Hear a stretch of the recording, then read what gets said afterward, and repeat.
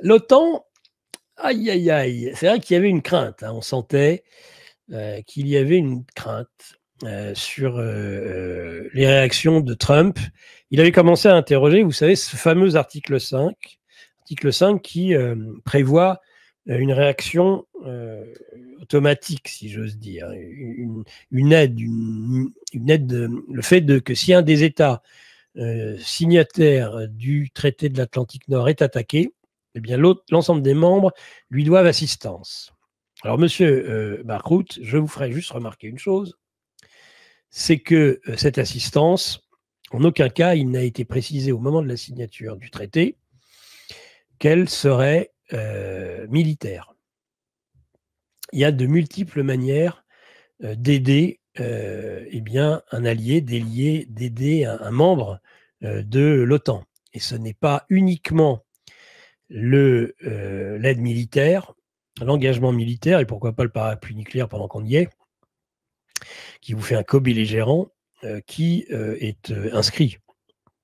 C'est pas ça. C'est une assistance. Donc, vous envoyez des infirmières, c'est une assistance. Vous envoyez des armes, c'est une assistance.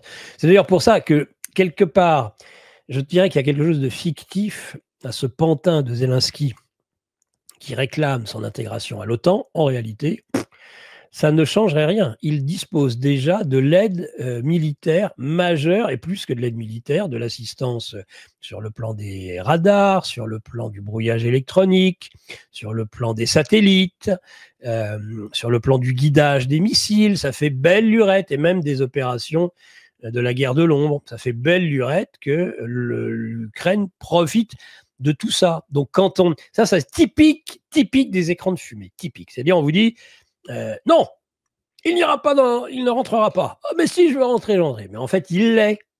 De fait, et en plus, les armées sont intégrées depuis 2014. Depuis 2014, l'OTAN a imposé à l'armée ukrainienne et au service ukrainien d'être otano-kievien, d'être intégré à l'OTAN. Ça n'a rien, c'est pas nouveau. C'est absurde que de prétendre qu'ils ne font pas partie de l'OTAN. Ils en font de fait partie. Prétendre que l'article 5, c'est qu'obligatoirement on doit entrer en guerre. D'ailleurs, il n'y a même pas de déclaration de guerre, je remarque. C'est une opération spéciale. Mais faire croire que si Zelensky était dans l'OTAN, c'est une supercherie de l'ensemble des Occidentaux, cette histoire. Comment vous le dire? Et c'est dommage, c'est rarement dit. Mais ça, moi, je peux vous le dire. Puisque l'article 5, justement, est discutable et que ce peut être tout à fait autre chose que d'entrer en guerre avec l'État agressé, eh bien, c'est pratiquement de la on est à la limite déjà de la co-belligérance. Donc, on peut dire que l'Ukraine est intégrée dans l'OTAN. Donc, c'est un faux débat. Et j'espère que les Russes ne se font pas abuser sur cette question. Ils le sont déjà dans l'OTAN. À la seule différence, mais je vous dis, quel pays va accepter de mourir, de voir peut-être Macron? Ouais. À part la France de Macron, quel autre pays, c'est terrible d'ailleurs ce que je dis, j'en pleurerais de rage de ce que nous vivons aujourd'hui, de ce que nous fait vivre Emmanuel Macron en tant que président de la République. À part la France, en effet, qui serait prêt pas la France, Macron serait prêt à nous sacrifier. Il n'y a pas un chef d'État en Europe, à mon avis, qui ferait la même chose. Pas un. Tous ces espèces de roquets, là, les pays baltes, là, ils peuvent bien aboyer, que ce soit à la Commission ou que ce soit dans leur propre pays, mais c'est pas demain qu'ils vont entrer en guerre contre la Russie, c'est pas vrai. Il n'y en a pas un, à part en effet Macron, qui voudra. Donc on peut parfaitement aider, comme le fait la Pologne, comme le fait l'Allemagne, comme le fait la France, comme le fait l'Italie, la Grande-Bretagne, aider sans que ce soit une violation de l'article 5. Donc pour moi, et en plus il est présent en réunion. Enfin, il n'est pas présent sur la réunion en tant que telle. Hein, notre Kosovar là, de la Manche, Zelensky, mais s'il vous plaît, il l'a avant et il l'a après.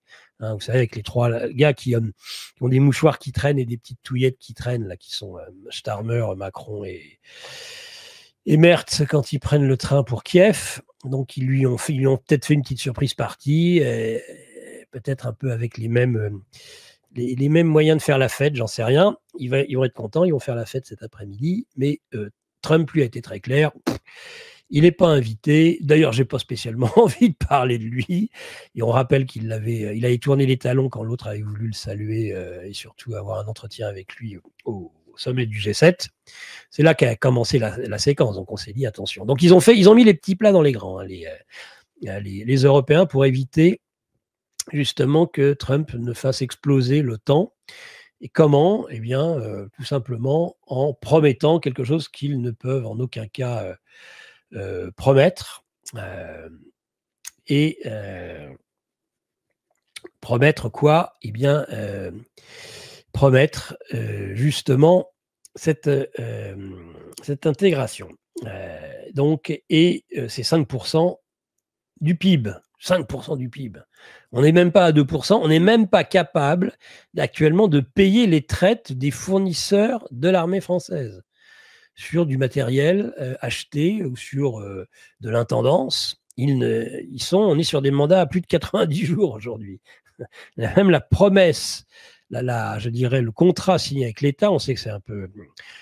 La garantie, c'est qu'on finit par être payé, mais des fois, on est payé un peu tardivement.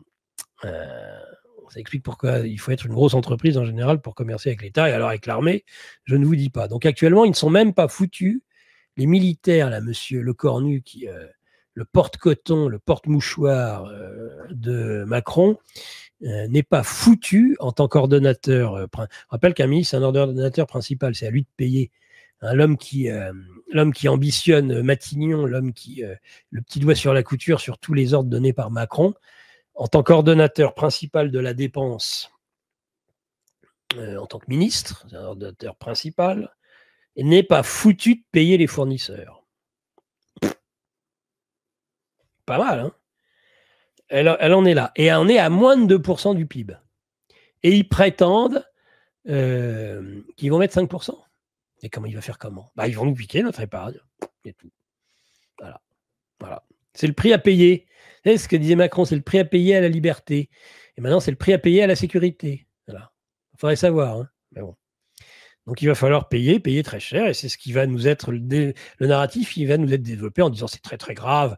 Parce qu'il va y avoir certainement quelques attaques sous faux drapeau, quelques coups tordus là dans les. D'ailleurs, on a fait dire Trump a dû dire au MI6, à la CIA, au SBU, d'éviter le coup tordu minable, comme avec la conférence de Munich, où ils avaient... D'ailleurs, ça a fragilisé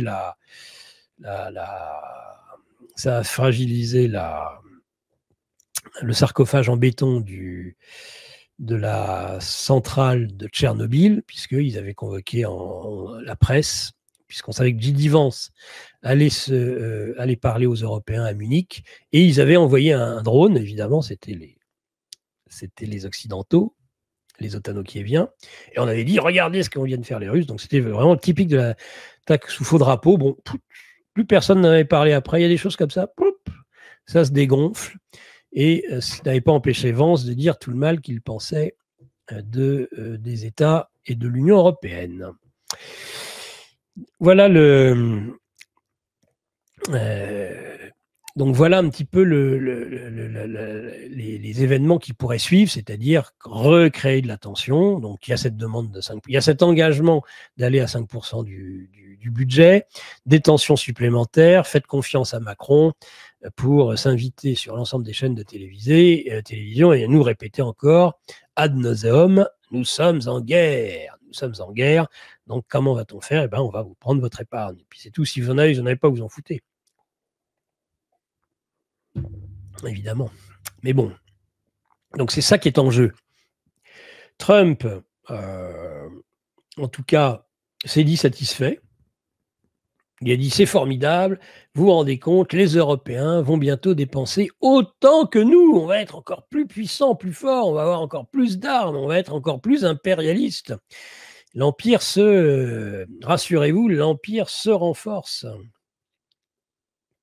Alors, pendant ce temps-là, au Proche-Orient, c'est ce que disait Trump, je vais vous le dire, si l'Iran recommence, nous frapperons à nouveau. L'Iran recommence en fait à enrichir de l'uranium, hein, c'est bien ça le sujet. Et vous connaissez la polémique aussi actuellement sur l'ampleur des dégâts des frappes. Alors, on verra bien. Mais semble-t-il, Trump a demandé l'évaluation d'Israël. Israël nous dira l'ampleur des dégâts des frappes, car Bibi va recevoir des rapports et des évaluations des résultats. Je pense que tout a été démoli. C'est pas ce que semblent dire ses propres services, mais comme les services de Trump se trompent tout le temps. Donc, mais il se porte garant de l'Iran en disant la dernière chose que veut faire l'Iran, c'est d'enrichir de l'uranium. Ah bah, nous voilà rassurés.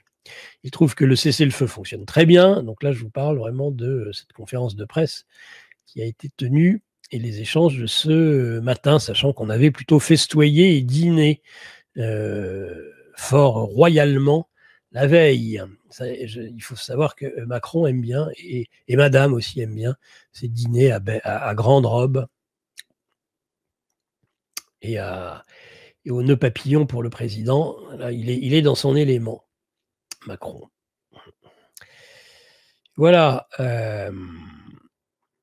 Alors, je vous redis ce que Mark Rutte a dit sur sa certitude. Bon, ça ne suffit pas de le dire, à mon avis, pour que ce soit vrai, puisque ça a été mis en doute par Trump. Donc, les États-Unis soutiennent pleinement l'article 5, dit le secrétaire général de l'Alliance Atlantique. Donc, sur cette défense mutuelle entre les membres de l'OTAN, pour moi, il est absolument clair, dit-il, que les États-Unis soutiennent pleinement les règles de l'Alliance.